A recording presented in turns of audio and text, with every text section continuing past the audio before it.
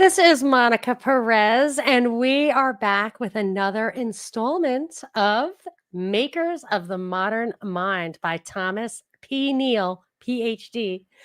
And we are up to Rousseau. We're doing part 2 of Rousseau. We've gone through quite a few of these guys: Luther, Calvin, Descartes. Who else did we hit? We had Newton, Locke.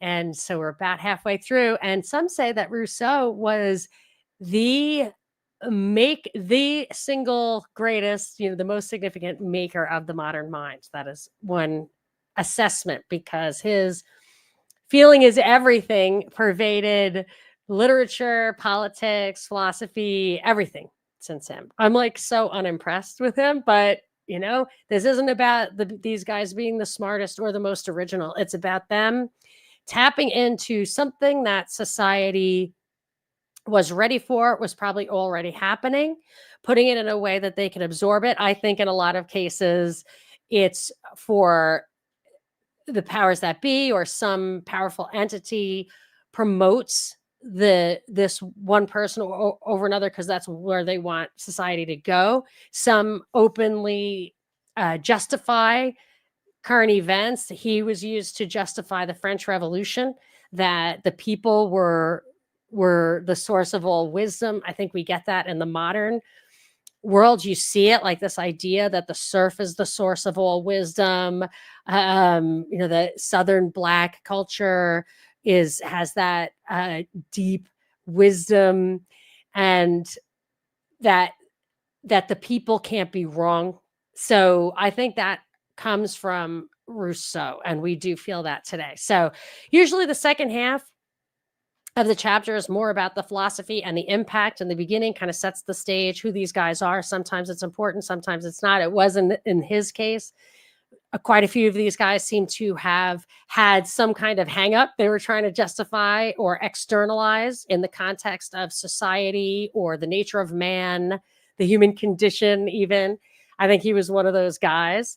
So if you haven't heard all of the episodes, go back. I've got them all. They should all be in a playlist on YouTube, and you can find them anywhere you find the Monica Perez Show. So here we go. This is section 4 of the Rousseau document, the Rousseau chapter. The basic point running through Rousseau's writings is that man and society must be, quote, natural. He insists that whatever is natural is good, whatever is opposed to nature is bad. But it is impossible to decide exactly what Rousseau meant by natural. He did not, it would seem, mean simply primitive, let alone ape-like. Ultimately, the norm for determining what is natural is Rousseau's own unreasoned approval or disapproval. What he likes is labeled natural. What he dislikes, he condemns as unnatural. Rousseau's conscience is to be our infallible guide. There is nothing for us to do in following his line of argument, but to surrender to his conscience and let it guide us through the maze of his illogical polemics. So this is something that I think is lost in this transition from the kind of pre-modern to postmodern, is all this stuff. And in the pre-modern, or the first step towards the modern world, I've been reading up a little more about this because I just can't really absorb this book without putting it in context of what was before. What is the pre-modern? And just before the Reformation, which is where this book starts, was the Renaissance. And the Renaissance had it for several reasons. I'll give you a little synopsis of it. The Renaissance, this is just my approach to trying to figure out what the pre-modern mind. I don't know very much about the Renaissance, but it was the beginning of a change in the way people were thinking and focusing and a lot of things were happening. So there was the fall of Constantinople to the Ottoman Empire. So the Byzantine Empire finally yielded to the Ottoman Empire, and Greeks went to Europe and brought with them, this is the story anyway, the classics. And so now there's this new pre-Christian font of information, wisdom, knowledge, philosophy that maybe was not accessible to people in the, quote, dark ages.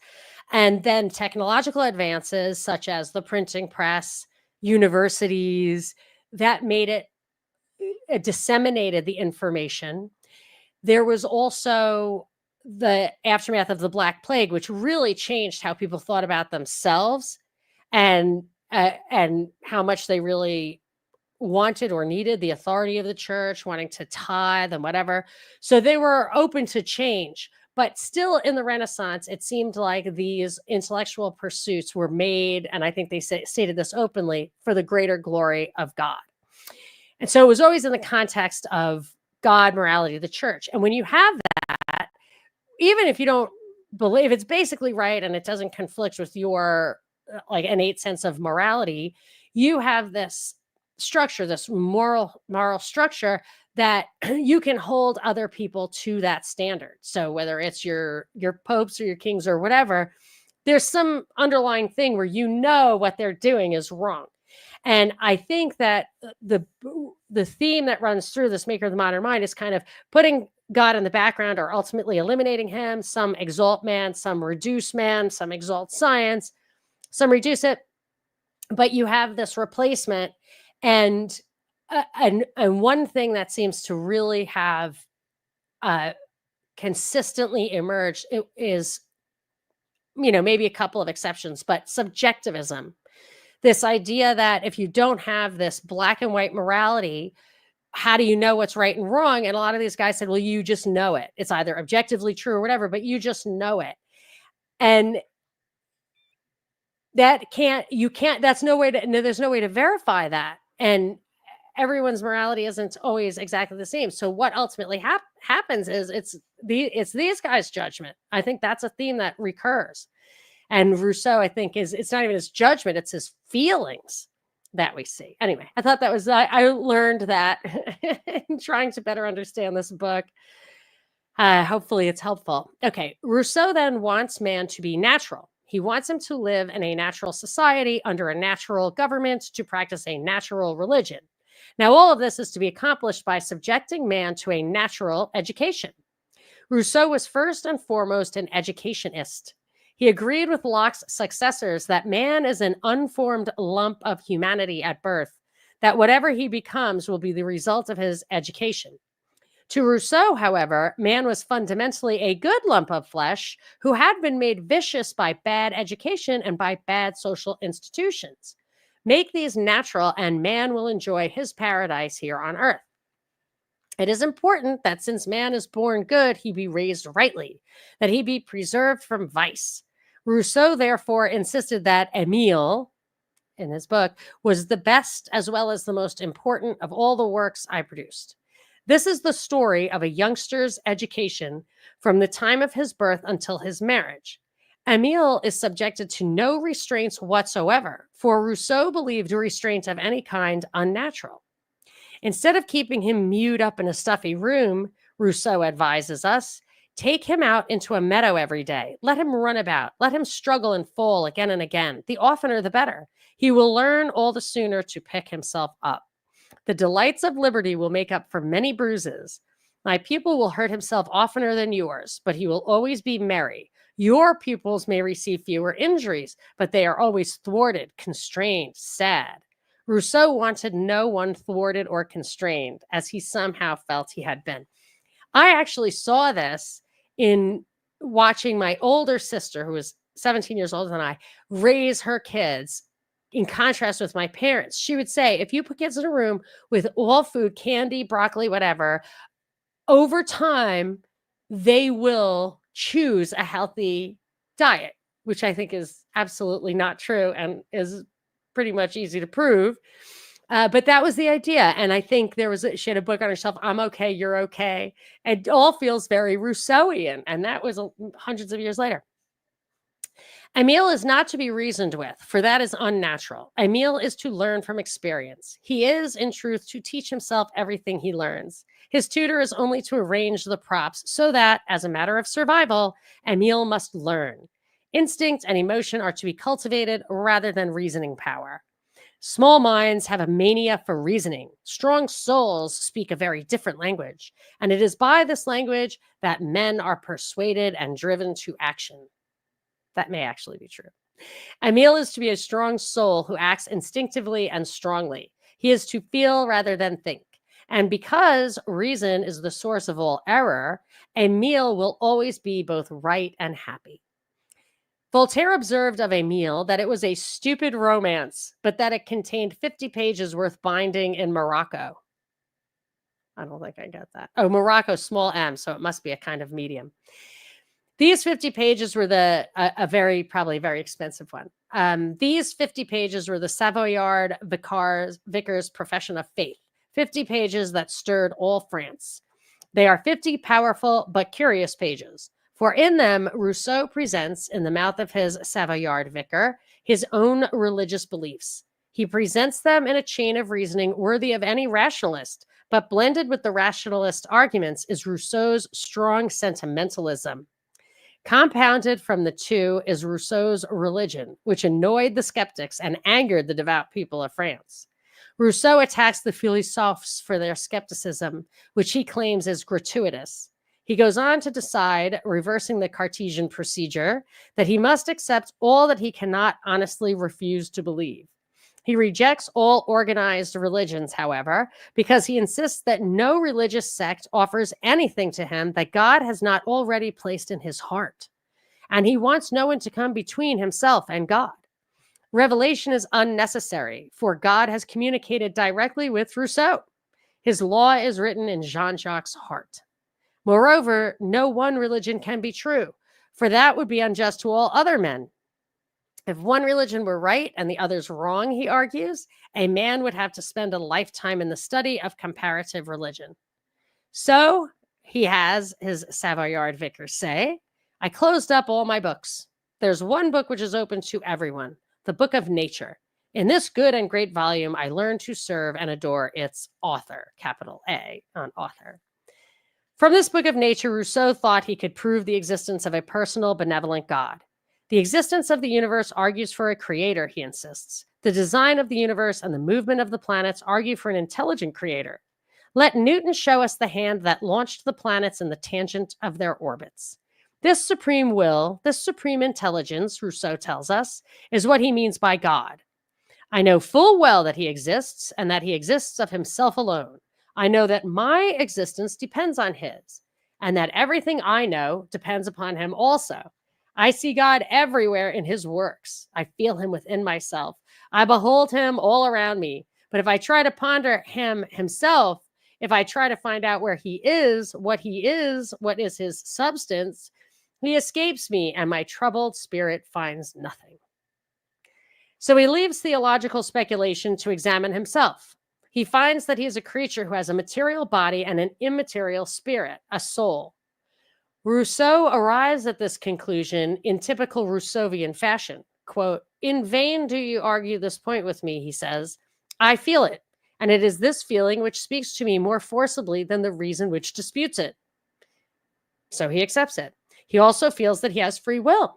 Well, that's a lot of these guys don't, which is, of course, the source of all immoral behavior, like the justification of immoral behaviors, like I couldn't help it.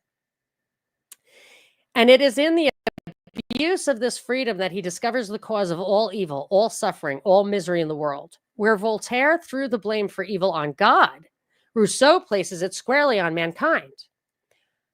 O man, seek no further for the author of evil, thou art he. There is no evil but the evil you do or the evil you suffer, and both come from yourself. After having posited an omnipotent God and a man with free will, Rousseau has his vicar search for principles of conduct. I find them, he has him tell Emile, in the depths of my heart, traced by nature in characters which nothing can efface. I need only consult myself with regard to what I wish to do. What I feel to be right is right. What I feel to be wrong is wrong. One does not therefore reason to the goodness or the badness of an act. He feels it. Conscience is exalted as divine instinct, immortal voice from heaven, sure guide for a creature ignorant and finite. But conscience has nothing to do with reason. The decrees of conscience are not judgments, but feelings. The goodness or badness of an act, then, depends on how you happen to feel about it. Thus is Rousseau resigned to himself, to his inconsistent, emotional, highly sensitive self. He accepts the unreasoned urgings of his animal nature as infallibly deciding what is right and wrong. What he feels is right is right. There is no arguing about it. Rousseau's views on social institutions permeate all of his works. They are of a piece, except for the Contrat Social, for they consist of one long polemic against civilization and against all man made institutions. His most direct and his bitterest attacks are found in his discourse on the arts and sciences and his discourse on the origin of inequality. The basic theme is stated in the opening words of Emile. God makes all things good, man meddles with them, and they become evil. Again, he writes, men are naturally good, and it is through institutions that they become bad. This is another theme that runs through this, that it externalizes the responsibility. And I noticed that with Obama, and that it was as if I remember making this note to myself. It's as if you change the world, man himself will change. And I don't agree with that, but I think Rousseau is one of the people who contributes to that way of thinking. Man then is good. He is naturally free and independent, naturally good to his fellow man, naturally honest with himself. But the arts and sciences, Rousseau tells us in his first discourse, stifle in men's breasts that sense of original liberty for which they seem to have been born, cause them to love their own slavery, and so make of them what is called a civilized people. Men come to live under constant constraint. They live a herd-like existence, each one seeking to abide by the socially accepted pattern. They become evil and corrupt in proportion as they are civilized. Thus, quote, sincere friendship, real esteem, and perfect confidence are banished from among men. Jealousy, suspicion, fear, coldness, reserve, hate, and fraud lie constantly concealed under that uniform and deceitful veil of politeness. Men's virtues, Rousseau holds, are all natural. His natural actions are instinctive, passionate, but man is equipped with the power to reason, and this is his Achilles heel. It is this instrument he uses for plotting against his fellows, for aggrandizing himself in unnatural fashion, for creating social institutions, for developing the arts and sciences. These indeed are born of men's vices. Astronomy was born of superstition, eloquence of ambition, hatred, falsehood, and flattery. Geometry of avarice, physics of an idle curiosity, and even moral philosophy of human pride. The intellect and its products, the arts and the sciences, are unnatural. They are therefore bad.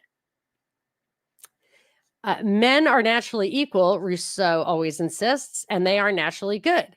Now, since the arts and sciences have corrupted men, and since inequality did exist in his day, it would seem incumbent upon Rousseau to show how the change came about. This he tried to do 4 years later in his discourse on the origin of inequality. That should be good.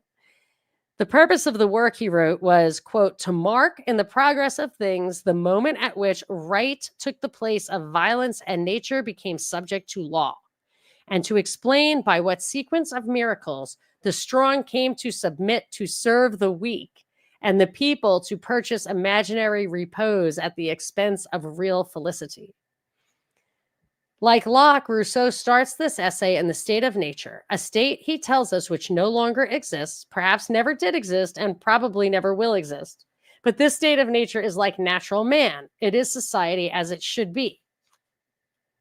See, for me, this kind of stuff out of whole cloth is just, I don't know, mental masturbation. Like, I just feel like if you read Against the Grain by James Scott, I think a lot of it, not everything, but more of it is based in reality. Like, man, the cultivation of grains was a kind of like hierarchical top-down thing in order to collect taxes, and writing emerged to keep a record of it.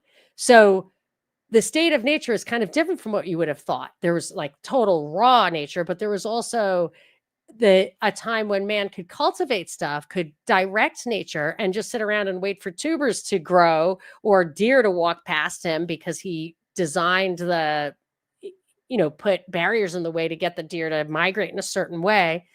So this pie in the sky idea of nature, it's almost infected with the modern thinking, looking backwards. So with Rousseau, natural always means good. Thus, the state of nature is the norm whereby existing society is judged. Man in this state is only an animal with free will. The only goods, this is a quote, he recognizes in the universe are food, a female, and sleep. The only evil he fears are pain and hunger. Man in the state of nature, therefore, is amoral. He cannot be, yeah, it sounds like an animal. He cannot be either good or bad, virtuous or vicious. But unfortunately, he has the power of reason and a sense of compassion. Reason corrupts him. A thinking man is a depraved animal, and his sense of compassion leads him to form social relationships. Society, however, results directly from private property. The first man who, having enclosed a piece of ground, bethought himself of saying, "This is mine," and found people simple enough to believe him. He was the real founder of civil society. With society formed and with a sense of mine and thine comes morality. I mean, you can go back and actually, the enclosure movement in England is when they started putting fences up, not that out of the time frame of Rousseau. Anyway, with society formed with a sense of mine and thine comes morality. With property and morality come crimes. With crimes, the necessity of protection. So men set up government by means of a social compact, as Locke had them do. Such was, or may well have been, Rousseau concludes, the origin of society and law, which bound new fetters on the poor and gave new powers to the rich, which irretrievably destroyed natural liberty, eternally fixed the law of property and inequality, converted clever usurpation into unalterable right, and for the advantage of a few ambitious individuals, subjected all mankind to perpetual labor, slavery, and wretchedness. Such a contract, he insists heatedly, could never have been entered into freely. No one could have voluntarily set up a tyranny, and Rousseau believes that all government is tyranny. For this is, quote, degrading our very nature, reducing ourselves to the level of brutes, and even an affront to the author of our being, to renounce without reserve the most precious of all his gifts, and to bow to the necessity of committing all the crimes he has forbidden. No state, therefore, can be justified.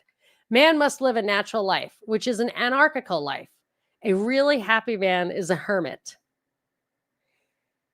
I mean, this guy just, no wonder. I mean, when you're growing up, were you not kind of taught Locke was the libertarian and Rousseau was the socialist kind of thing? It makes perfect sense because this is not a very coherent way of thinking. He just seems to be justifying the fact that he really likes to run around naked, basically. I don't know if he did, but anyway, Rousseau could never have been the prophet of a new age, however, if he only condemned civilization and its artificial accoutrements. Mere detractors soon wear thin, nor do they inspire men to martyrdom. Rousseau has lasted, and he has inspired men to heroic action because he appealed to their sense of virtue. He condemned the philosophes because, quote, they smile contemptuously at such old names as patriotism and religion, and consecrate their talents and philosophy to the destruction and defamation of all that men hold sacred. The question is no longer whether a man is honest, but whether he is clever. There are thousands of prizes for fine discourses and none for good actions. Against these attitudes, Rousseau defended what men had formerly held sacred. He extolled honesty, self-sacrifice, patriotism, justice, charity. Thus, he moved men as the rationalists had never moved them. In the 7 Years' War, men like Voltaire openly supported their hero and France's enemy, Frederick the Great.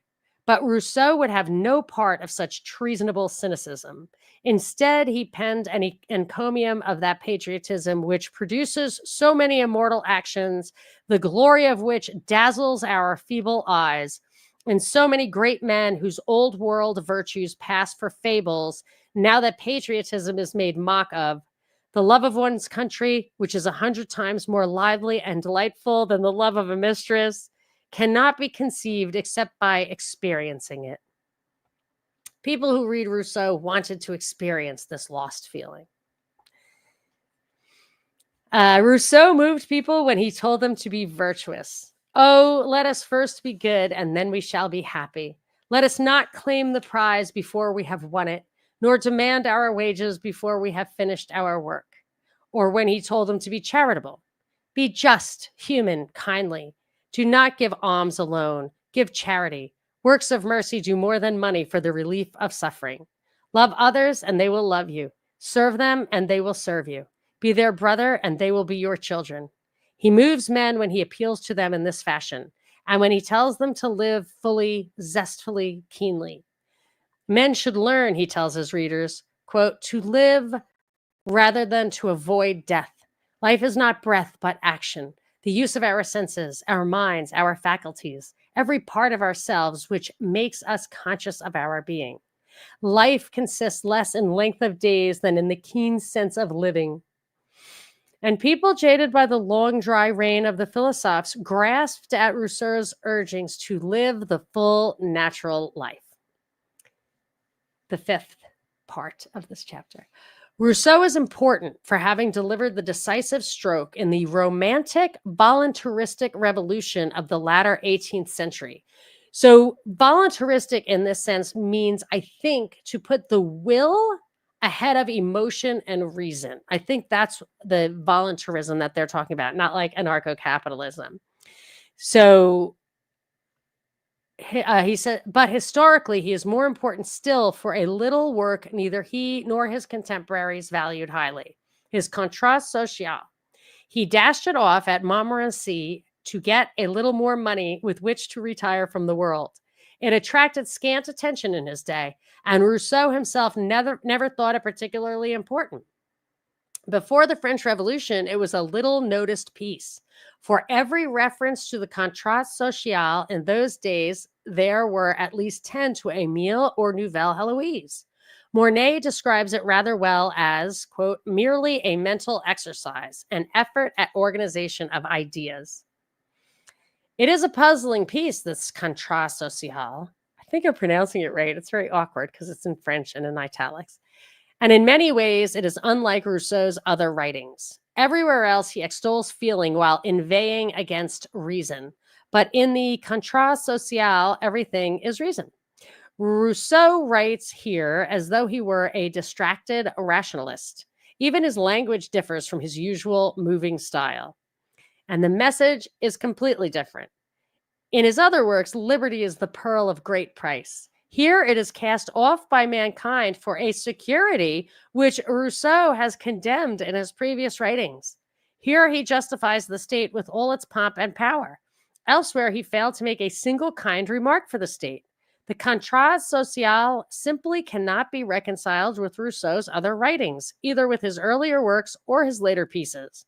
Whereas it sets up a totalitarian arrangement, the discourses had been thoroughly anarchistic. The constitutions he prepared for Poland and Corsica, as well as the remarks he appended to his edition of St. Pierre's Paix Perpetuelle, are a full refutation of the Contrat. But because men have taken this work seriously from the days of the French Revolution till today, we too must surrender ourselves to it, contradictions and all, and see what Rousseau has to say in this confusing essay. Quote, man is born free and everywhere he is in chains, he tells us at the beginning. How did this change come about? I don't know. What can make it legitimate? That question I think I can answer. The Contrat Social is therefore an attempt to show how free man has legitimately been put in chains. Rousseau quickly dismisses others' explanations of how man became a political animal. He insists that man cannot be justly enslaved or conquered, for might does not make right. neither can he simply give up his liberty. For to renounce liberty is to renounce being a man, to surrender the rights of humanity and even its duties. And no man can do that. There is no possible explanation except that of a social compact. Now, Hobbes, Locke, and many others had tried to justify the state on this ground, but Rousseau asserts that no one has yet succeeded. For they all have man surrender his full freedom and at least some control over his property. No one, therefore, has yet justified the state. But Rousseau has the solution up his sleeve. Before pulling it out, however, he states the problem in its most difficult form. Quote, the problem is to find a form of association which will defend and protect with the whole common force the person and goods of each associate, and in which each, while uniting himself with all, may still obey himself alone and remain free as before. This is the fundamental problem of which the contrat social provides the solution. That was a quote. All Rousseau need do is invent a contract with terms to fit the problem of man's creating a state to which he surrenders everything without giving anything up. This he does by some mental gymnastics which, whether they were sincerely meant by Rousseau or not, have been taken seriously by a very serious posterity. In the first place, Rousseau tells us everyone surrenders himself and all he possesses absolutely and irretrievably, which gives men equality, the equality of zeros. But, and here's the magic, Rousseau has arranged it so that no one really loses anything. Quote, each man, in giving himself to all, gives himself to nobody.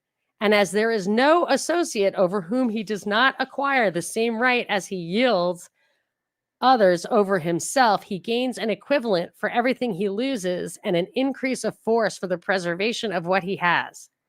Each man, in giving himself to all, gives himself to nobody.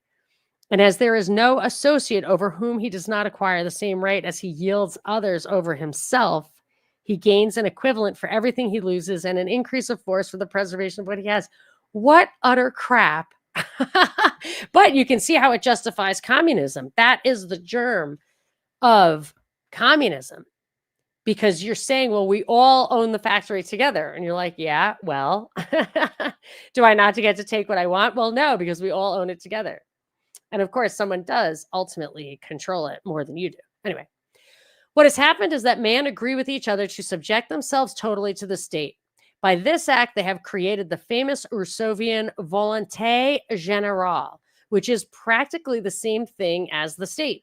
This general will is supreme and infallible. It is the collective people.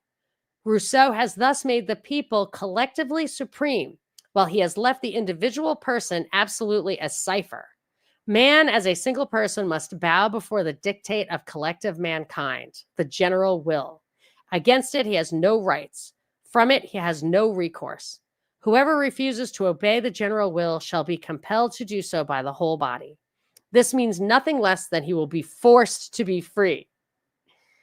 So a man who disagrees with the general will, which for practical purposes is the will of the majority, is really disagreeing with his better self. By coercion, he is forced to be free. A truly terrible device created by Rousseau to solve the problem of reconciling freedom with authority. I mean, this sounds just like doublespeak. It sounds just like the stuff they were saying in the USSR or 1984. Again, he tells men that the sovereign created by their contract cannot harm them. The sovereign, being formed wholly of the individuals who compose it, neither has nor can have any interest contrary to theirs. And consequently, the sovereign power need give no guarantee to his subjects, because it is impossible for the body to wish to hurt all its members. We shall also see later on that it cannot hurt any in particular. The sovereign, merely by virtue of what it is always what it should be. The state then is perfect. It is always what it should be. And the state is the people assembled, the people who are deified, who are given all the attributes mankind had formerly reserved for God, who are incorruptible, who are omnicompetent and omnipotent. This was a sophistry surpassing any philosoph's, and Rousseau breathed into it intense vitality such as no philosopher could do. As the Christians had allowed their God to be limited only by his own nature, he could not, for example, be unjust. So Rousseau limited the general will only by its very nature. If one looks to the first part of the Contrat Social, he finds Rousseau advocating a totalitarian despotism of the general will.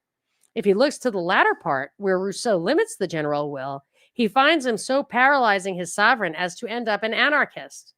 In the first place, the general will must apply to all equally. It must be literally general.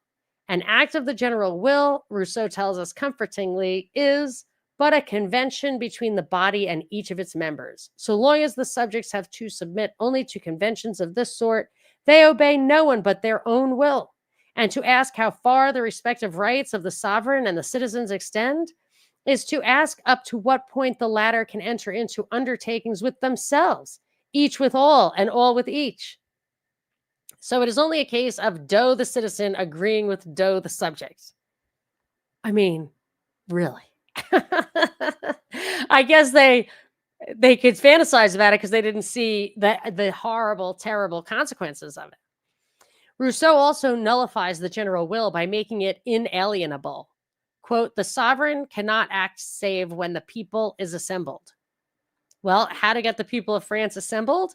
Rousseau answers that that is not his problem. It has been done in the past, in Athens at least, and it is good logic to reason from the actual to the possible. So unless the people of France gather on a single field to express themselves, the general will cannot express itself, for it cannot be represented. Quote, sovereignty, for the same reason as makes it inalienable, cannot be represented. The deputies of the people, therefore, are not and cannot be its representatives. They are merely its stewards and can carry through no definitive acts. Every law the people has not ratified in person is null and void, is in fact not a law. Here Rousseau is saying that he has justified an arrangement which must result in anarchy, and he has expressly stated that his is the only justification for the state. This is definitely the hardest to believe that this guy had a huge impact, but this stuff is twisted and exploited by those who would benefit from it, in my opinion, whether it's personally because you just feel it or because you're the guy who's corralling everybody and saying, hey, what? If it's happening, it's good. The best of all possible worlds. The government he would set up is decreed by the general will, is indeed merely to serve as its agent. This government need not be of any particular kind. For as regards government, Rousseau was far from a democrat. Were there a people of gods, he writes, their government would be democratic. So perfect government is not for men. He sees advantages in democracy, aristocracy, and monarchy, and he comes to the rather evasive conclusion that, quote, it is the best and most natural arrangement that the wisest should govern the many. But whatever government is set up is subject to the general will. When the people are assembled, the government, by the very nature of things, dissolves, and a new government must be reconstituted by the assembled people. Rousseau has, in this fashion, justified perpetual revolution. For the people may dissolve their government without cause. Not liking it is cause enough for Rousseau. Revolution is only a matter of the people getting together. And think about how the French Revolution unfolded. It really looked like a grassroots thing, and I think they did get people mobilized in that regard. And then somebody was behind the scenes and just kind of had a second revolution a little bit later and exploited the vacuum. Jean-Jacques may actually have believed that he had resolved the age-old dilemma of creating authority without sacrificing liberty. He pretended to believe that he had justified man's being in chains by having shown that the chains were of his own forging, that they could be unlocked whenever the people collectively wished to unlock them. That meanwhile, man really wanted to be in chains if only he had sense enough to know it. And if he did not, then he must, quote, be forced to be free. It is small wonder that the rationalists of his day paid scant attention to his Contrat Social. They had taken his discourses seriously, for those seemed to be powerful frontal attacks upon the civilization of their time.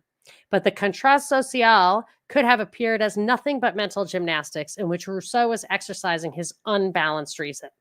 Conundrum as it was clearly a Janus-faced essay, one view of which was totalitarian, the other anarchistic. And it has been so used ever since Rousseau's day to justify either the new kind of, quote, democracy, which came to Italy, Germany, and Russia this century, or to justify the Mazzini type of bourgeois democracy of the past century. Rousseau caused men to put faith in the common man, and this seems to be his only contribution to the democracy of England and America, a democracy derived more directly from John Locke, political experience, a frontier, and an individualistic outlook than from Rousseau. I think that's true. If you look at Locke, he really did set up the foundations for the US. And I think it was really to justify the revolution, the glorious revolution or whatever in England at the time. But he sets up the idea of separation of powers, of the contract theory that we have a contract. That's what governance is about, and protection of property, kind of minarchism. And I think that the Locke definitely had that impact on us. Rousseau feels a little different. More the French Revolution, obviously. Okay, the unsettled Genevan's influence on modern history and on the modern mind is tremendous. This is section 6. The rationalist experiment begun by Descartes and modified by Locke and Newton had ended in the skepticism of Hume, the negations of Voltaire, the futility of Condorcet. The world looked for a substitute, and Rousseau offered it, a pulsating, throbbing, sobbing substitute for the barren, cold, and now discredited rationalism of the 18th century. Life had left the corpse of rationalism. Rousseau's thought quivered with life. Rousseau is the father of the 19th and 20th century romantic, voluntaristic movements in literature, philosophy, education, politics, and sociology. He is, many scholars maintain, father of the modern world. Wow. No wonder it's so screwed up. Rousseau lived to see his gospel eagerly. Think about it. Isn't he the one who put 5 children in foundling homes? So, great guy to have as the father. Rousseau lived to see his gospel eagerly preached in France and even shallowly practiced. His Nouvelle Heloise was read avidly. It was loaned out, as a matter of fact, at 10 sous an hour. Women of distinction became so engrossed with it that they forgot to attend dances and even court functions. It is said that the only time Kant missed his afternoon walk was when he became so absorbed in Emile that he could not put it down. Rousseau made people abandon reasoning to cultivate feeling. He made them shed big and copious tears, for he was the most successful proponent of the great moral and social benefits of weeping on one another's shoulders. Quote, nothing so cordially attaches two persons as the satisfaction of weeping together. But Rousseau really came into his own during the French Revolution. His Contrat Social became the book of vindication as well as inspiration for the reign of terror. His moral preachments were the guide for the Republic of Virtue, and the revolutionists used Rousseau knowingly. He was read in chorus at Jacobin meetings. He was quoted reverently and authoritatively in national assemblies. Rousseau was indeed the polar star of the French Revolution. Moreover, his sentimentalism was incorporated even into the Catholic revival in Napoleon's time. For Chateaubriand, the incarnation of this Catholic resurgence was little more than a Catholic Rousseau. Nor is Rousseau's influence merely a thing of the past. He still moves men, not so much any longer to maudlin weeping, as to wishful thinking about the good, pure people in whom should reside unlimited power of life and death, in whom is to be found all wisdom and all virtue. The naive belief that the simple farmer or bricklayer, just because he is simple, is better morally and wiser politically than the professor or politician stems directly from Rousseau. That's the thing that makes me absolutely crazy and always proves to be wrong. That's why you can't throw out the baby with the bathwater when it comes to civil liberties, the Constitution, anything. Swapping victim for ruler or ruled for ruler doesn't solve the problem of rule by ruler. You want equality under the law and not forced equality. G.D.H. Cole, for example, goes so far as to insist that the social contract is still by far the best of all textbooks of political philosophy. Edwin Mims Jr. in the majority of the people, claims that we in America have followed the Lockean concept of democracy rather than the Rousseauian brand, which would leave the majority despotically supreme. Mims believes that if we are going to have real democracy, we must abolish minority rights protected by the Supreme Court so as to put no barrier in the way of the general will. I got to say, you cannot do that in a country that spans cultures and geography and stuff. You just can't do that. You have city folk, you have rural folk. You cannot have mob rule with such a disparate community. He wants Rousseau taken literally. Although Rousseau is close to right in many respects, although his name has been used to further good democratic causes, to take him this way is to push tyranny rather than sound democracy. Locke was a truer Democrat by far than was Rousseau. Rousseau is important then for having brought the little people of the world onto the stage of history. With him, the people become the nation. They discard their passive role in history for the active role of soldiers, voters, revolutionists. The people become the directors of governments, an element to be reckoned with. They can no longer be ignored. The nation in arms of the French Revolution is a Rousseauian creation, and an armed nation cannot be treated by its government as if the soldiers were plowing fields or spinning cotton. And a nation in arms is a nation of patriots, which is again peculiarly a Rousseauian creation. For Rousseau's was a voice ringing in the wilderness of rationalist cosmopolitanism when he preached his doctrine of patriotism. Love of one's country, he cried, should transcend one's self-love. It is the basis of all virtue and is therefore part of Rousseau's new morality. Do we wish men to be virtuous, he asks? Then let us begin by making them love their country. The people whom Rousseau gave an active role in history had long been ruled badly. They had every right in the world to assert themselves, but unfortunately, they were not equipped to rule themselves even as well as the benevolent despot had ruled before. Yes, that's true. I think we can see that. What made the Rousseauian democratic revolution a dangerous thing, as John Adams saw from Boston and John Stuart Mill later on from London, was that where even the tyrant was limited in many ways, there was no limit upon the people. Yes, you can't off with their heads the people. That's the problem. That's probably the greatest benefit of monarchy, is that they care what you think. They're vulnerable. These little people would have come onto the stage of history even had there been no Rousseau. What he did was to clothe them in white garments of unimpeachable purity and invest them with infallibility. For the people with Rousseau took the place of God. They became the source of all power, of all morality, of all justice. From the general will, there is no appeal, for there is no right and wrong save in the general will, which is, in fact, the source of all right and wrong.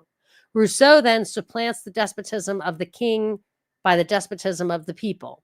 But where the despotic king could be hauled to the block by a revolting people, the despotism of the people is uncontrollable. Yeah, definitely. It is like a torrent of water rushing down a mountain canyon after the dam has burst. It is absolutely irresistible. Rousseau would have it so, for he is convinced that the people are both infallible and good. Man, he wrote, is naturally good, as I believe and have the happiness to feel. To feel. That is the thing with Rousseau, and that is the heritage he bequeathed to the world. The English moral sentimentalists had reasoned about a moral sense and about feeling. They had, by rational criticism, shown that reason was not everything. Rousseau is different. He is all feeling.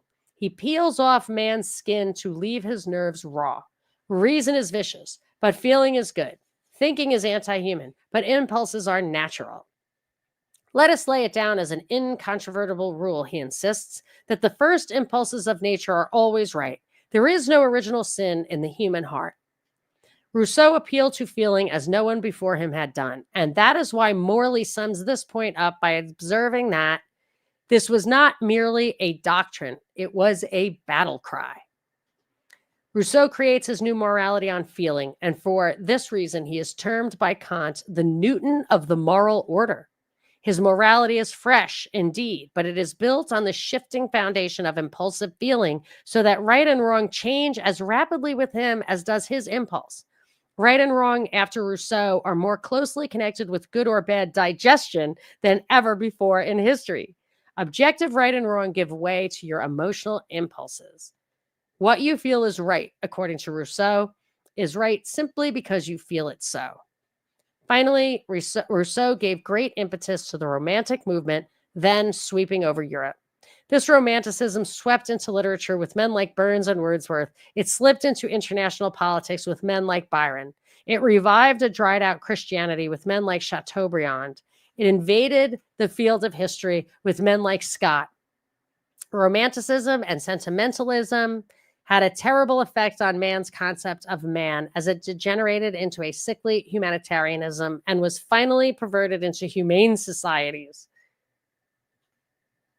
All right, he's got a hot sports opinion here. Let's read that sentence again and get ready for his closing comments here, this author. Romanticism and sentimentalism had a terrible effect on man's concept of man as it degenerated into sickly humanitarianism and was finally perverted into humane societies. On the basis of Rousseauvian voluntarism, be kind to kitty clubs, the Ku Klux Klan and the Nazis are equally right as long as they all feel equally strongly about cats and Jews. Yikes. I'm going to have to bleep that out. That's bad. There is little difference between Rousseau's feeling and a Nazi's thinking with his blood or the Klansman's unreasoned advocacy of white supremacy. They are all of the same breed, and they can all be pushed back historically to the half-mad Genevan who revolted against the decadent rationalism of the philosophes because he could not make good in the Parisian salon of the day. Dang. That was Rousseau. I cannot believe that mass of contradictions, irrationality, and dangerous disconnection from reason and right and wrong is so massively influential. But you can absolutely see that in the modern psyche and the younger.